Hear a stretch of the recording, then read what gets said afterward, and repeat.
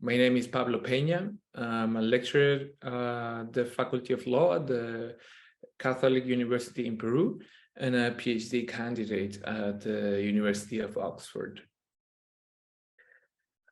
So I want to provide you with two questions that I think are key to consider when doing regulations on REDD+, or that relate to carbon markets. And then can also, these are some examples that I bring from the Peruvian experience, but surely they can be applied to blue carbon and to experiences of REDD+ programs or projects at other jurisdictions. And I hope that they are also resonate with you in Vietnam. So I think that the first one is kind of obvious because this has been discussed a lot for many, many years since the beginning of carbon projects, which is the issue of carbon rights. Who has a right to carbon offsets? Who has a right to develop these kinds of projects on the ground? And what do these rights include? Because not all of them in all jurisdictions, in all countries, include the same rights within them. It's not, they are not all created equal, so to speak. And even having the right is likely not enough. It's also important to consider that there are some conditions under which community, an individual farmer, for example, or a subnational jurisdiction, or a private party, a developer, for instance, could use these rights in order to develop a project or a program and then be able to sell carbon emissions reductions in the voluntary carbon markets. So there are conditions to it. Another thing that is really, really key is to consider agencies and the role of government. So what does the government, or what is the government able to do, legally speaking? What are the different government branches, or the ministries, or the subnational governments, or the municipalities, for instance, or different agencies like the forestry agencies, for instance? What can they do under the law? And then we have several technical rules about MRV, right? And so some of them may relate to reference levels, for instance. Another one that's quite interesting, and Peru has actually been moving ahead with a very, very interesting new registry. So registries, or making sure that there's transparent information, is also a key thing. And so Peru is developing a national registry for mitigation measures. So this encompasses not only nature-based solutions type of initiatives, so not only REDD+, but also all mitigation measures. So it could be those related to transportation or energy and so on and so forth.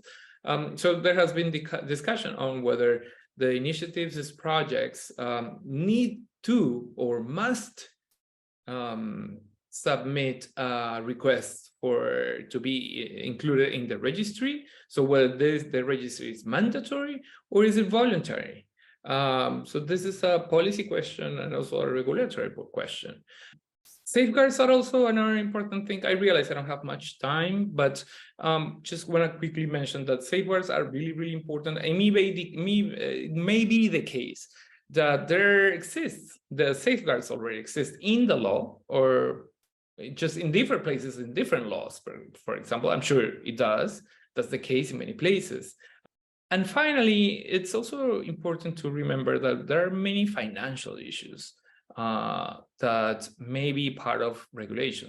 I said another question that was important for me that I think is relevant is not only regulating what, but also regulating how. So process matters in terms of setting up the legal framework, or the REDD+ rulebook, if you will. I will quickly go through this. So taking a stock of, or making a rough plan of regulatory needs. I also mentioned before at the very beginning that it was important to have legitimate regulations and rules and laws. So a participatory process is a key thing for this. I don't need to talk to you. I'm sure you already are aware of the importance of free, prior, and informed consultation processes or consent, depending on the country's legislation for indigenous peoples. So engaging directly with the indigenous peoples in particular is really, really important. One final thought I wanted to give you is that there are trade-offs in all of this. So it may be that we want to move ahead with regulation fast. We want to approve everything. We want to have a set of rules that are really, really clear, really, really fast. And so that means that we have to go through an engagement or a participatory engagement that is really short or too short, perhaps. So there are trade-offs in this because we can do it super fast in terms of the new regulations, but maybe they end up lacking legitimacy, or they will need to be updated quite soon. Or maybe we do and engage in like plenty of engagement, plenty of participatory process, but regulation is done too slowly. And so perhaps this means that the market, the carbon market, loses some appetite in the carbon emissions reductions from that jurisdiction or that country.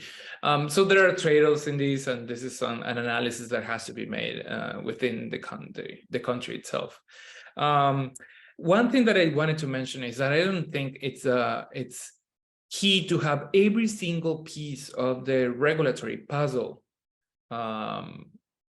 sort of to have everything super clear or everything approved in order to begin implementation. We have to begin implementation. In fact, we have begun implementation in many places without having all the pieces of this regulatory puzzle in place. And that's fine.